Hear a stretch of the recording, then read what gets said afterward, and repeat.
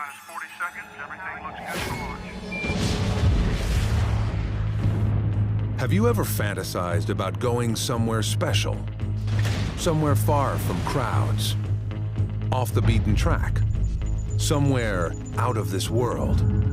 Is it time to catch a rocket to the red planet? Mars is filled with mysteries. Volcanoes 75,000 feet tall. Huge canyons, 3,000 miles across and 6 miles deep. All kinds of interesting features. Awaiting you is some of the greatest scenery in our solar system. On a world where water once ruled, then vanished into thin air, where lost microbe empires may still survive underground. We've seen the postcards, and we do wish we were there. Just the thought of being in this new world, seeing a landscape that no other person had seen before. I think there are a lot of astronauts that would sign up to that. But don't be fooled. Nothing about going to Mars will be easy. Danger awaits you on this desolate beauty, and perhaps Martians too.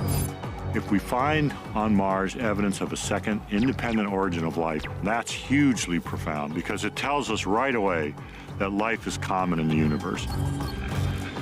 Mars, invaded by a robot, and perhaps soon by an Earthling like you. Would I like to go to Mars? Oh, in a heartbeat. Absolutely. If there was any way for me to be going to Mars, I wouldn't be screwing around with robots. You know, I'd want to go myself.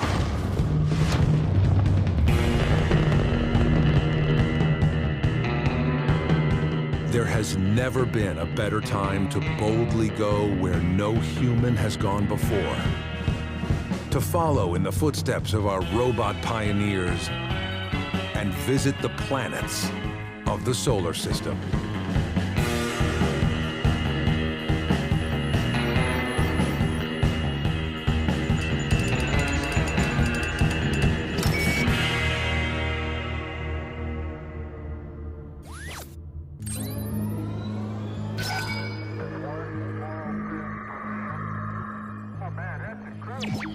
It's been said that the first person on Mars is alive somewhere on Earth today. Imagine it's you. What do you need to know? How might you get there, and what should you pack? What are some of the must-see sites, and what should you avoid? Think of this as your personal travel guide to exploring the red planet.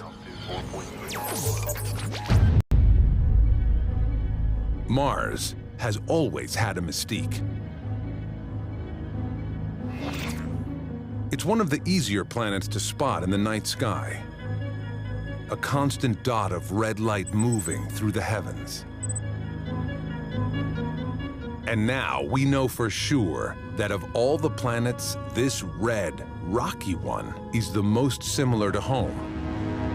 Here are polar caps and sun-baked deserts, giant volcanoes and mighty canyons. Mars even spins at about the same speed as Earth, making a Martian day only about 40 minutes longer than ours. Although it's further out from the sun and takes twice as long to circle it, the long Martian year has identifiable seasons. And what's more, our two planets share a common childhood. In many ways, it's a sister of the Earth.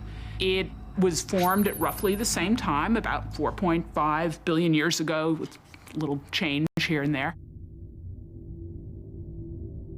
It also was formed of the same sorts of materials, bombarded by comets and asteroids.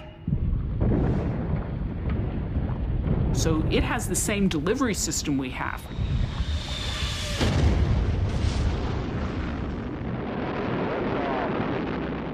Could life have been forged in the same way on both planets?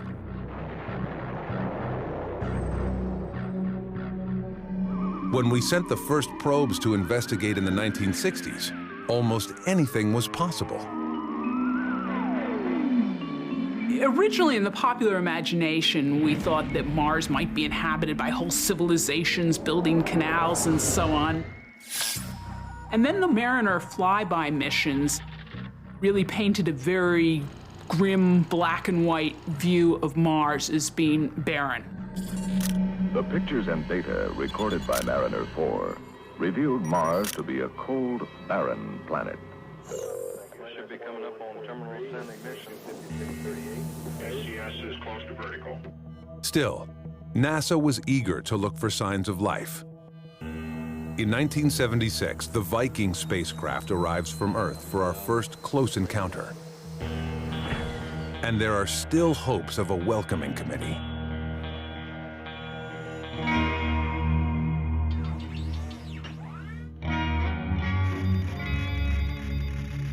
But both Viking spacecraft send back photos of nothing but rocks and sand.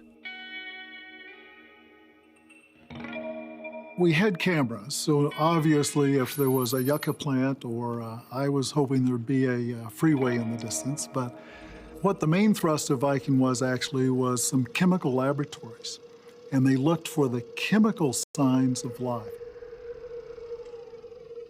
Even the dirt seems devoid of life.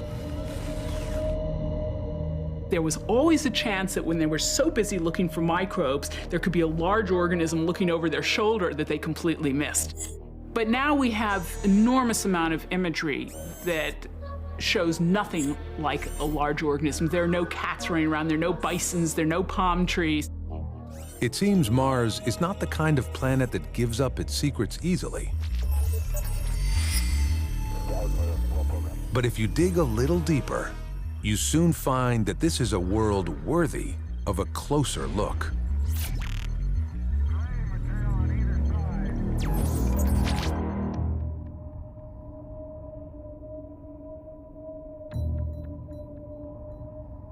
There are some basic things you should know about Mars before leaving home. Most days will be clear and sunny and cold. The average temperature on Mars is as bitter as midwinter in Antarctica. At about half the diameter of the Earth, Mars is a handy size, but it's much less dense than Earth, with about a third of the gravity. Surprisingly, the actual surface area is almost exactly the same as all the dry land on Earth, shrunk together without the oceans. Build a few freeways and you could drive around Mars in a couple of weeks.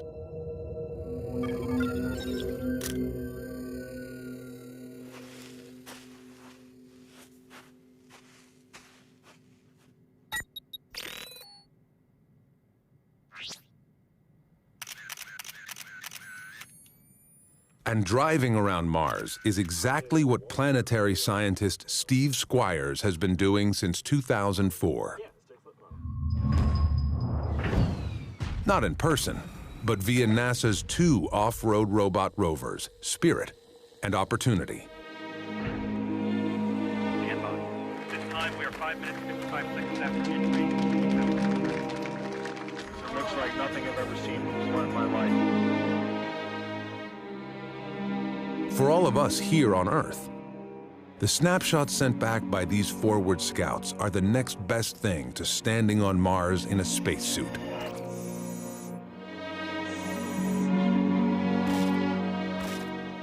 We very consciously gave these robots some human-like qualities. The cameras are about, this high off the ground. They're the same height as human eyes. It's the visual experience that you get from looking at the rover's pictures is intentionally like what you would get if you were looking at the visor of your helmet in a spacesuit on Mars. I really think that if you put somebody on my team who's been part of this mission for so long down at Eagle Crater or on the summit of Husband Hill, you'd look around and you'd say, yeah, that's about right. That's what I expected. In the 4 decades since our robots first arrived, the once fuzzy ball at the end of our telescopes has steadily focused into a red planet we can understand. And it's not a welcoming place. The problem is the atmosphere is so thin and cold that water exists only as solid ice in the ground or vapor in the air, not as a liquid on the surface. You might see some fine wispy clouds high in the sky, but don't bother bringing an umbrella. The whole planet is drier than the dustiest desert on Earth. And there hasn't been a drop of rain here for millions, perhaps billions of years. The thing that fascinated me was that we could see valleys snaking across the surface that had clearly been carved by flowing water. So this is telling us that in the past it was different, and not only that, it was different in a way that would have made it more suitable for life than it is today, and that I found truly compelling.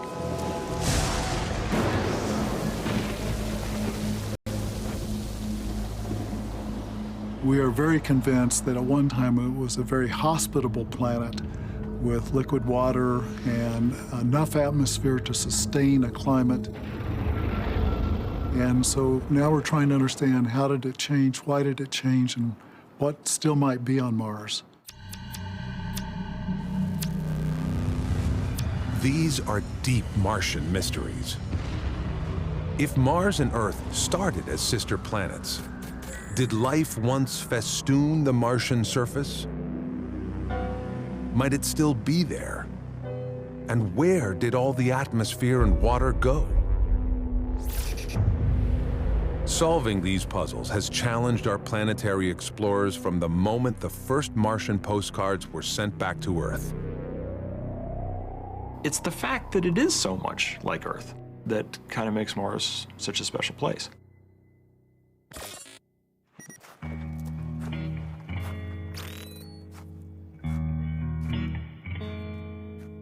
Steve Squires' Martian Odyssey has taken him from pole to pole, visiting those places on Earth that share at least some of the same characteristics. They are extremely dry, extremely cold, or extremely dead. Death Valley is one of his favorites. This is actually a really important place. It's a place we call Mars Hill. We first found this place about 20 years ago. In those days, the only successful landings that had taken place on Mars were the 2 Viking landers. And they landed in places that looked very much like this. In order to plan for the current Mars mission and to test the cameras and other equipment, NASA needed a good Mars look-alike. They found it at Mars Hill. To your eyes, the main way in which Mars would look different from this scene would be the color of the sky, and the color of the rocks, and the color of the soil. The colors on Mars are painted from a very narrow palette. The color palette here is based on rust, rich in iron oxides. The rocks and soil and the rusty dust are always blowing around in the freeze-dried atmosphere. You won't see any blue skies in the tourist brochures for Mars. Instead, they're amber. Not only do the dust particles add a rosy blush to the sky, they also scatter sunlight in a way that turns the color of the Martian sky upside down to human eyes. Red by day, and blue at dawn and dusk. This is a sunset as seen by Spirit, a cold blue sun dropping over a distant alien horizon. Looking up into the clear, starry skies from the surface, you would see Mars's 2 tiny moons, Phobos and the smaller Deimos. With all the grace of a space potato and barely 17 miles long, Phobos has been targeted as a potential stepping stone for the first human mission to Mars. A test run before attempting the fuel-hungry and risky trip to the planet below.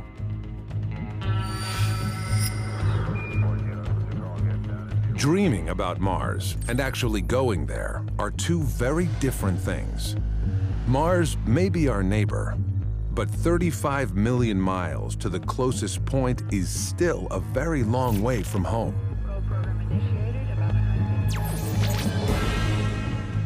To put humans on the surface of Mars, someone once joked there are only 3 issues: getting them there, keeping them alive while they're there, and getting them back. That's a good step. Yeah. Our space-age dreams of off-world colonies on the Moon and Mars faded with the cancellation of the Apollo program and the last trip to the lunar surface in 1972. It didn't stop us from traveling. We simply switched from astronauts to lower-cost, lower-risk robotic explorers. And when it comes to Mars, it's probably just as well. Getting to Mars is just unbelievably hard. We've learned that the hard way. Before, certainly if you go back to the days before the rovers launched, 2/3 of the missions that have been flown to Mars had failed. And they failed for all kinds of reasons. Rockets that blew up and spacecraft that just vanished hardly without a trace. In fact, landing on Mars has always been hit or miss. But so has blasting off from Earth at exactly the right time. The right time to go to Mars, basically the only time to go to Mars, is when Earth and Mars are properly aligned with one another. You have to wait for them to get into just the right position to go from point A to point B. And you've got to be on the launch pad ready to go when that launch window is open. And if you miss your opportunity, you don't get to try again for 26 months. 5, 4, 3, 2, 1. Engine start. Liftoff towards the planet Mars. If you are ever lucky enough to book a flight on the first rocket to the Red Planet, you'd better be sure you've packed everything. The one-way trip is at least 6 months, with no turning back if you've forgotten something. We can go to the moon and get back in a week. It takes about 3 years to go to Mars and come back. You have to carry your food, you have to recycle your breathing oxygen and your water. So it's a very, very major undertaking. Within about 3 days, the Earth looks very small, and within a week, it's just another star. And you suddenly are going to realize you're in very deep space, and it's going to be a long time before you can go back. Before we take this giant leap, we need to be able to carry everything needed for a 3-year round trip with us. This is a much larger effort than getting to the moon. It's the Apollo mission on steroids. At this point, we know at least as much as the engineers knew at the time that they agreed to land on the moon. And they had only 9 years, so I think once the nation decides they really want to land humans on Mars, the system can be designed and developed and built.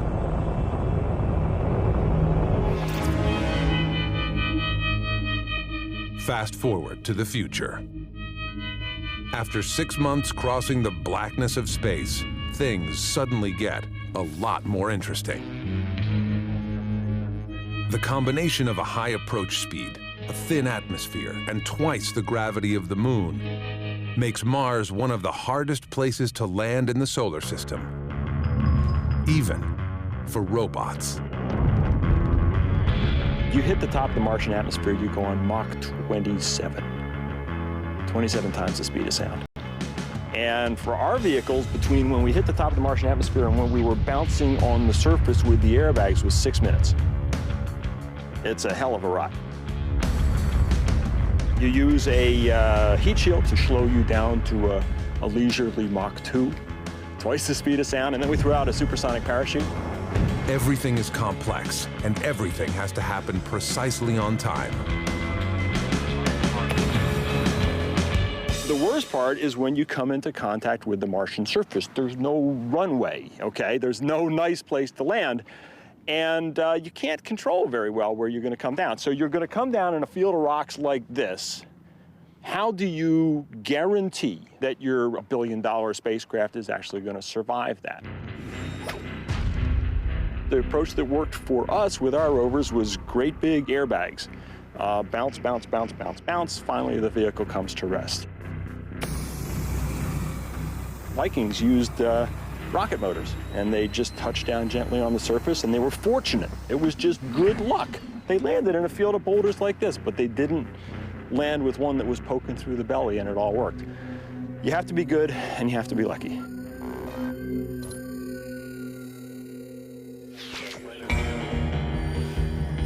A safe arrival is your passport to a dangerous new world. This is a planet where the atmosphere is your enemy, and even the dust is dangerous.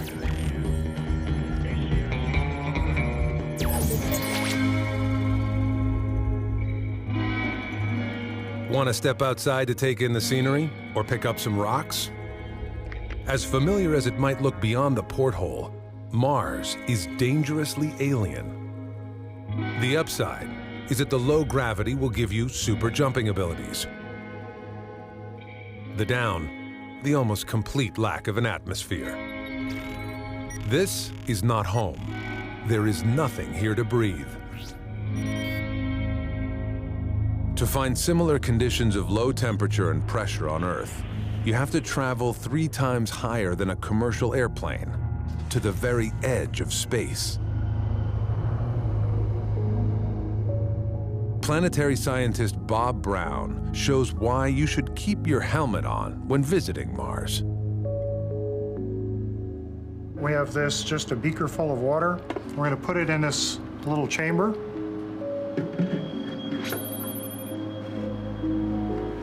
And attach a vacuum hose to the chamber and pull the air out of the chamber.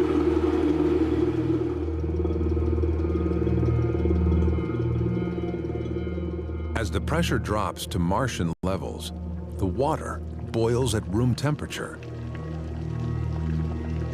So if you were to take your helmet off on Mars, the liquid in your face especially would start to boil, and much the same as this liquid water started to boil, and I guess I don't have to describe what that might feel like or what it might look like. A medical travel advisory might say to keep your suit tightly fitted, but so far, no one's built a suit that'll work on Mars. Existing spacesuits are simply too bulky, too heavy, and too complicated to wear for the sort of regular activity required on the unforgiving surface of Mars.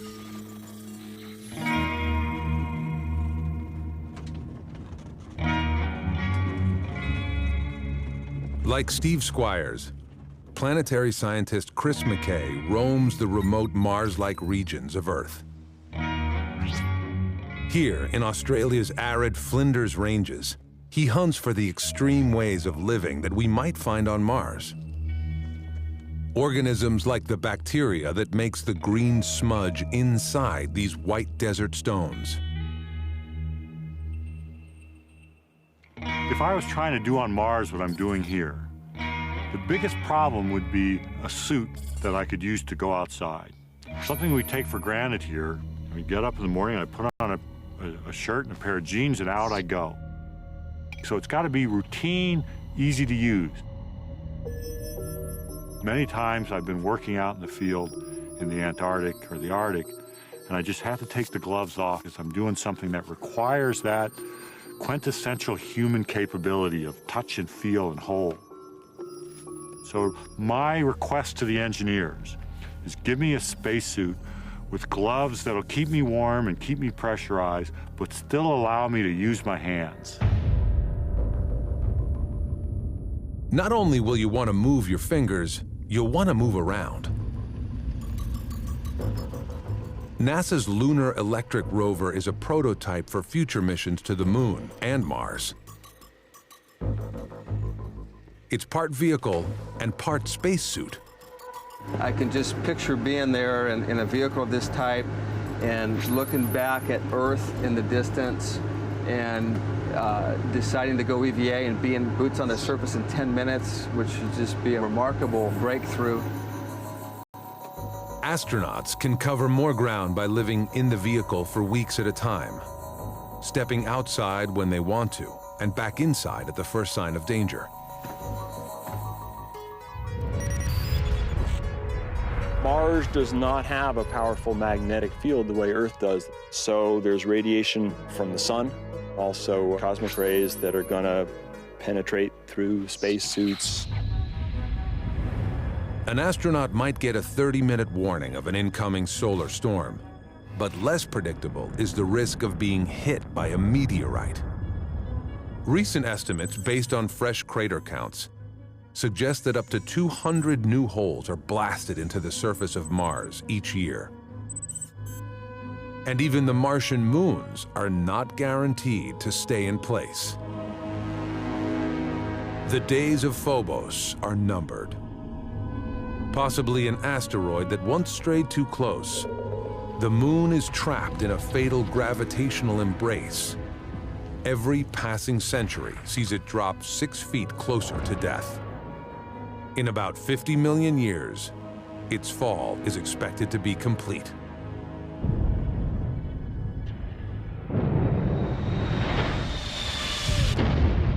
The aftermath, if anyone is around to see it, could be Mars with a bright ring of moon dust to rival Saturn's. But events like this are not your real danger. It's the day-to-day exposure to the cold, dry Martian environment that will make a long stay tricky. It was 119 degrees Fahrenheit here yesterday. Really, really, really hot day on Mars. It'll get up to about 30 degrees Fahrenheit, and at night it goes to more than 100 below. Martian deserts are both frozen and sun-baked. With no ozone layer, UV levels are so high that any unprotected organism, even a Martian microbe, will be burnt to a crisp within minutes. A good hat is just not going to cut it. So why not leave all the dirty work of exploring Mars to robots? One thing about humans is that they have a capability to improvise on the spot, even if you don't have the right tools with you, that robots lack. In Death Valley, this stuff was wet, it got dry. When it dried, it cracked. We're investigating the idea that something similar happened on Mars. You know, I'd love to be able to do this on Mars, and we can't. You know, human on the scene can improvise pretty well. Getting down and dirty on Mars will mean exactly that. Moon dust caused enough problems for the Apollo astronauts, without an atmosphere to blow it around. On Mars, dust is going to be a serious problem. Mars is a dusty place. In fact, it's a lot worse than this. When you think Martian dust, you shouldn't think sand. It's more like cigarette smoke. Very, very fine-grained stuff, and it gets everywhere. Coats everything. People are going to breathe it in. It's going to get into the habitats. It's going to get on people's spacesuits and their clothing. It's going to be a real challenge, and I think they're going to have to devote a lot of effort to finding ways to deal with that dust, because it's horrible stuff.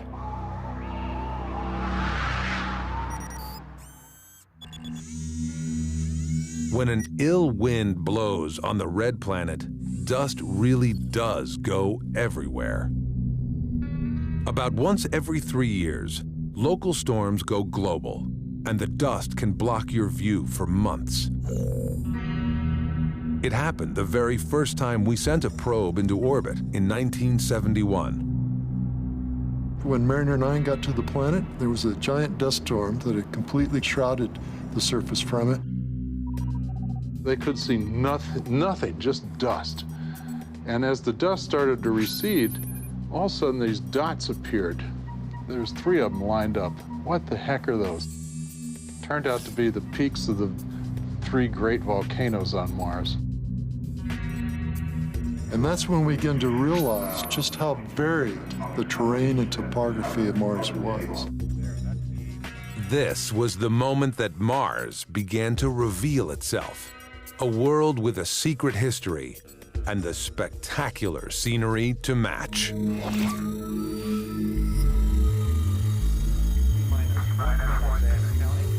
Tired of the Earth's scenic sights?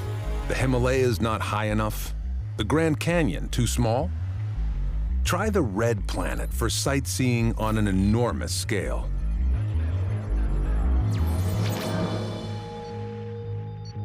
Thanks to our sharp-eyed spacecraft, Mars is opening up like never before. These are real landscapes that humans will one day marvel at in person. You know, if you're going to Mars, you'd want to go for the scenery, right? I mean, you're not going for the culture. You're not going for the climate. So you definitely want to go for the scenery. One thing that people forget is that when we've landed on Mars, we have to go to places that are safe, and safe equals pretty smooth and flat. There are places where the scenery on Mars is just breathtaking. Here's a bit of Mars that's anything but smooth and flat. The magnificent Valles Marineris. This titanic canyon system, over 2,500 miles long and 6 miles deep, is probably the grandest geological feature in the solar system.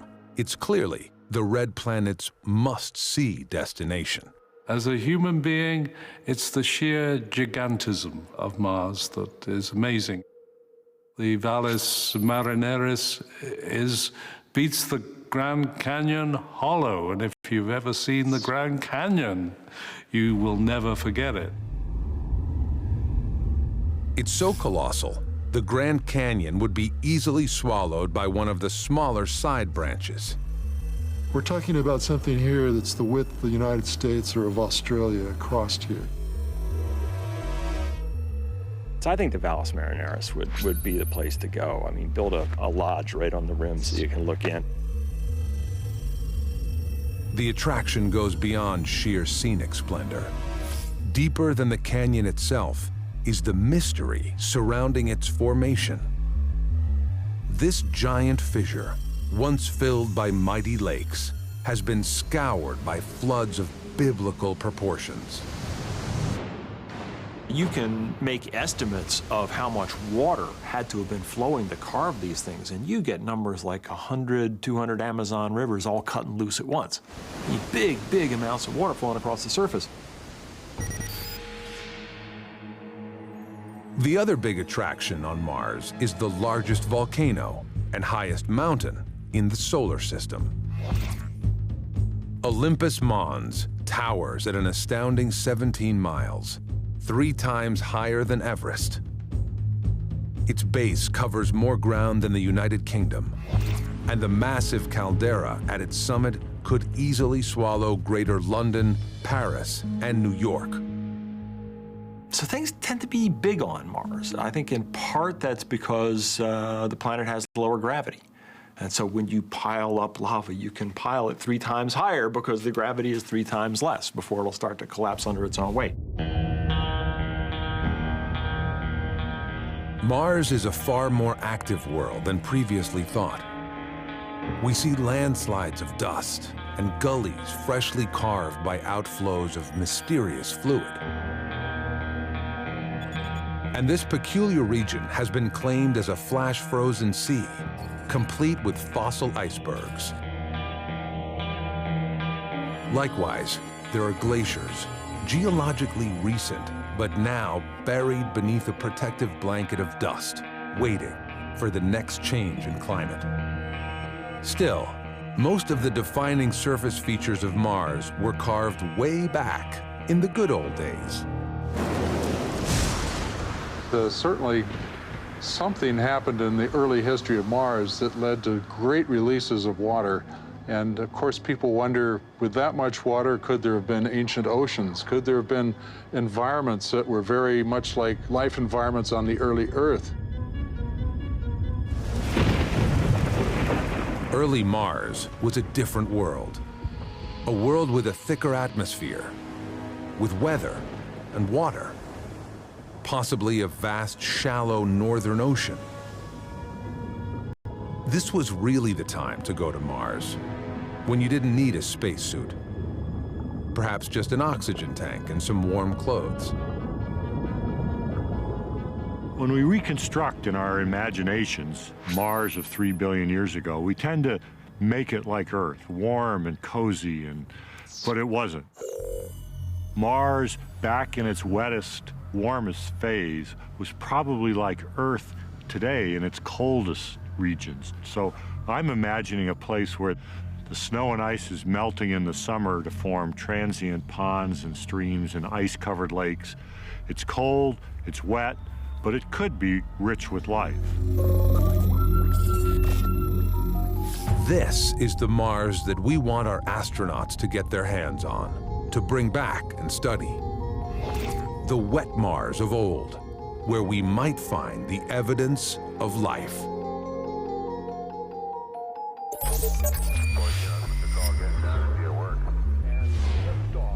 The fourth rock from the sun has always had a special card to play, the chance of meeting Martians. And in recent years, the odds of a close encounter have been steadily improving.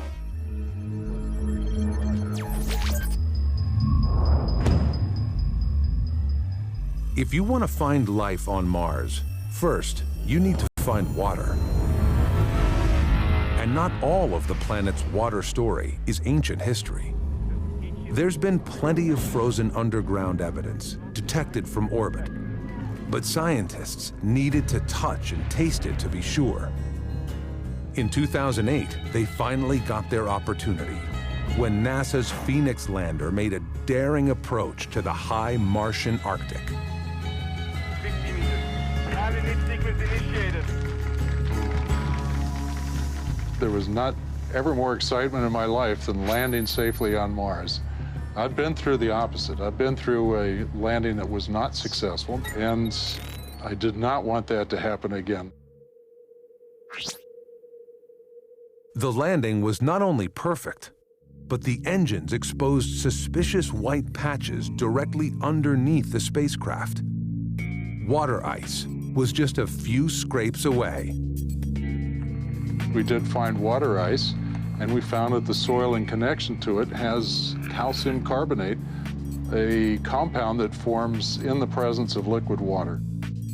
If it had been wet, then we wanted to look for nutrients and food sources that could support microbes. The water ice is proof of a valuable resource for any life form still clinging beneath the surface, and for future travelers.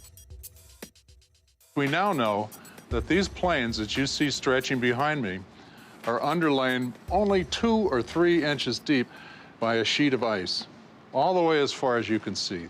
Great hockey rink if you had a hockey team on Mars. All you need is a broom.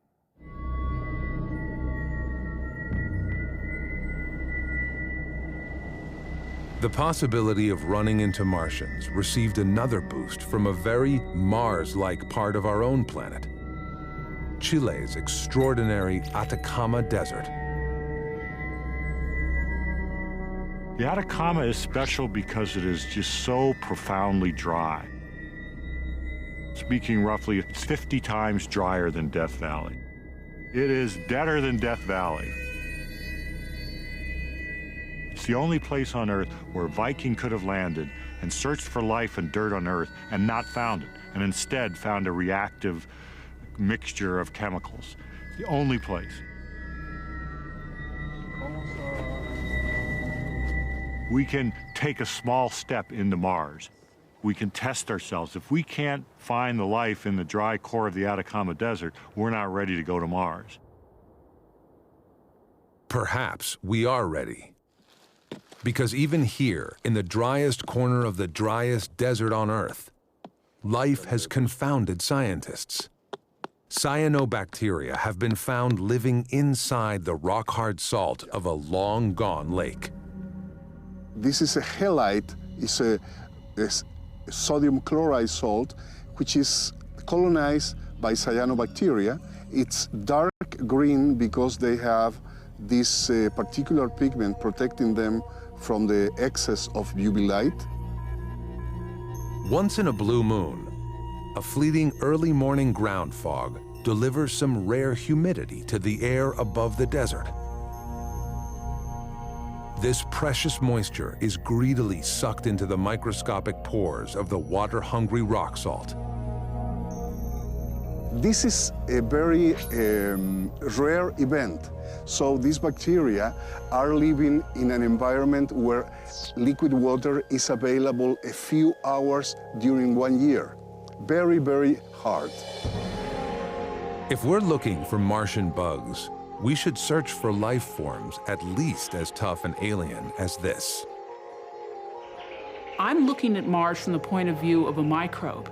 And as a microbe, I really need a very, very tiny amount of water. I could probably live my entire life happily in a tiny drop of water about the size of the point of a pen. Now, we've shown over the years that organisms that live in salt crusts on the Earth have enough sunlight coming in so that they can go through their day-to-day activities but still be protected from the radiation. And we know there's salt crusts on Mars. Scientists are gathering clues about where on the Martian surface you should land to have the best chance of meeting the neighbors.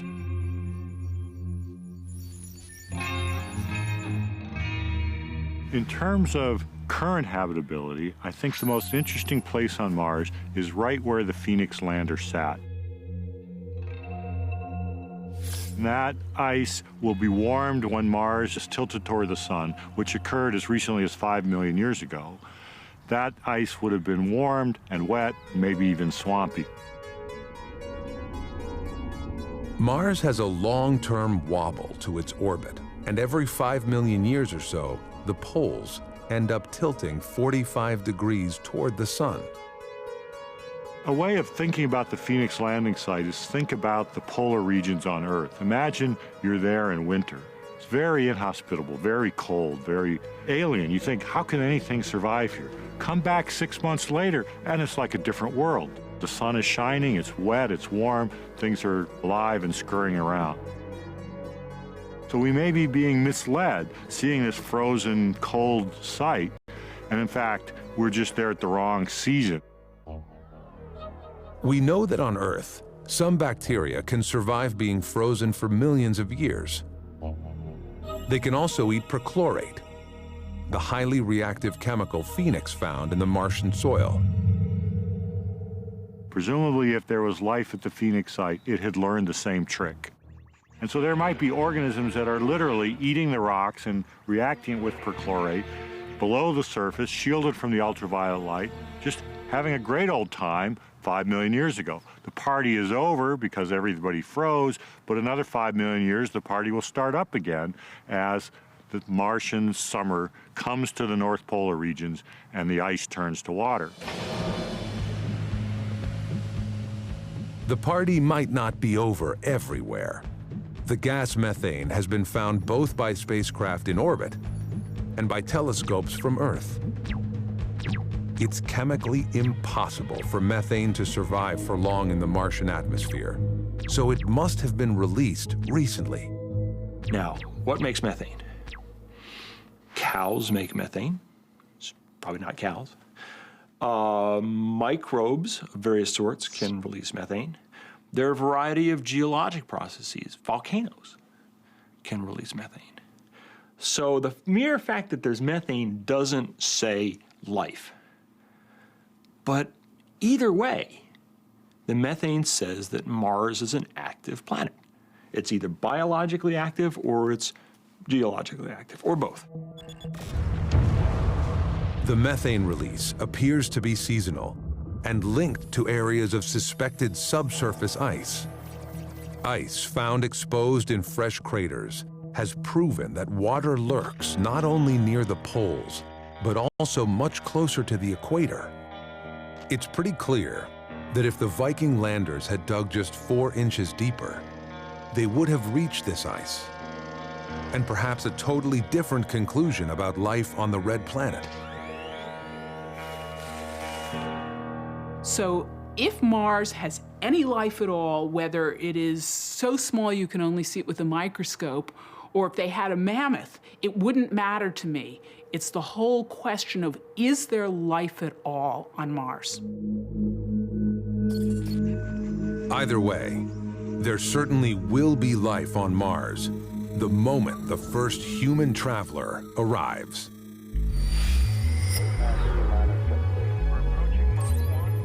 The fact that there are no scheduled flights to Mars hasn't stopped people from preparing for the trip. And for a flight like this, planning is everything. And there we go.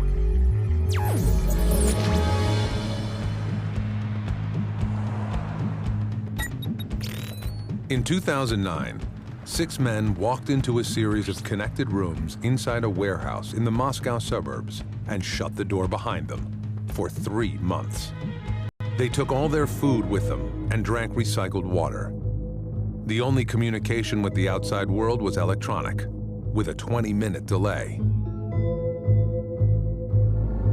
They were trying to simulate a flight to Mars. You've got to think about what it's going to do to a crew to be cooped up in a small environment, but for that huge period of time, they're going to be the first people in the history of their species to travel that great distance, to be so far from home where they can't even have a normal telephone conversation with their family, with their friends. So we shouldn't underestimate what psychological problems might do for them. There is no room to screw up on a trip like this, mental or otherwise. Once on Mars, you are likely to be stuck there for a year or more, waiting for a window of opportunity to ride home. And unlike a robot, the hopes and fears of the whole planet will be riding with you. I think that humans are going to do a better job of exploring Mars ultimately than robots ever can. Robots move really slowly. Okay, what Spirit and Opportunity have done in 5 years on Mars, 2 astronauts could probably have done in a week.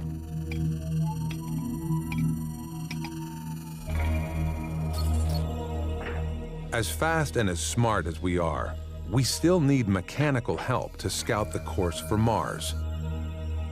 The next robot rolling on to red dirt will be aptly named Curiosity. It's the size of a small car. And it has a nuclear power source, so you don't have to worry about dust accumulating on solar arrays or anything like that. And most importantly, it has the capability to look for trace quantities of organic molecules. So we've gone beyond now looking for evidence of habitability to actually looking for evidence of the building blocks of life. Whether it's alive or dead, a trip to this red planet has a lot to teach us about our lonely blue one and the universe beyond. Now, if you have 2 planets that are next to each other in the same solar system that both had independent origins of life, you would have to conclude that the chance of having life all over the universe, indeed, even in other places in our solar system, would be very high. I think, you could basically go to the bank and bet on it. We're not going to Mars just to search for life. We're going to Mars to search for a second genesis of life.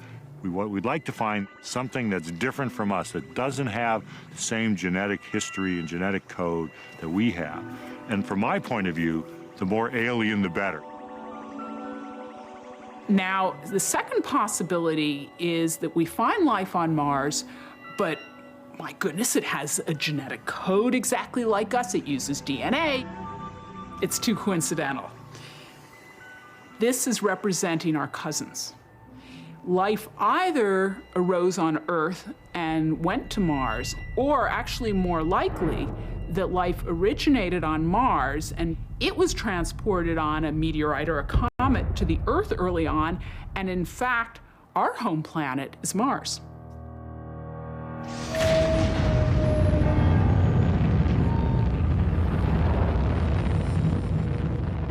So in some ways, a voyage to Mars could be a voyage home. Our ancestors have made such bold trips before. When we walked out of Africa, when we sailed over the horizon. If it's technically possible, our ships we'll head out again.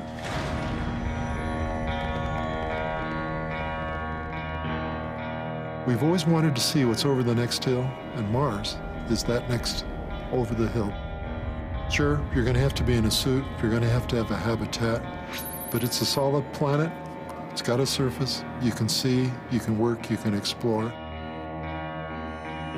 I've thought for about 30 years now that we could go to Mars.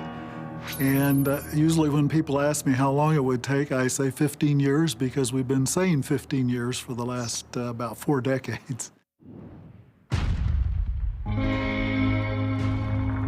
Oh, a human mission to Mars can't happen soon enough for me. I'm a robot guy. Okay, that's what I do with my career is build robots and send them to Mars. But I also think that we send things to Mars for reasons other than science. Our rovers, Spirit and Opportunity, were built by people who, like me, grew up in the 60s watching Mercury, Gemini, Apollo on TV as little kids and dreaming of sending spaceships to Mars someday. And now we do. And I think as people watch the first human explorers on the surface of Mars, they are going to be similarly inspired to do things that I can't even imagine at this point. It's going to be very costly. It's going to be dangerous. But I think it's something I'd certainly like to see happen. I'd love to see boot prints in our wheel tracks. I would love to see boot prints on Mars. When the first human footprint is made on Mars, it will represent more than a giant stride into space. This one small impression will be proof that humanity is once again on the move. Travelers once more moving beyond our comfort zone to explore new lands and new opportunities. And have no doubt, there are many worlds out there ripe for exploration.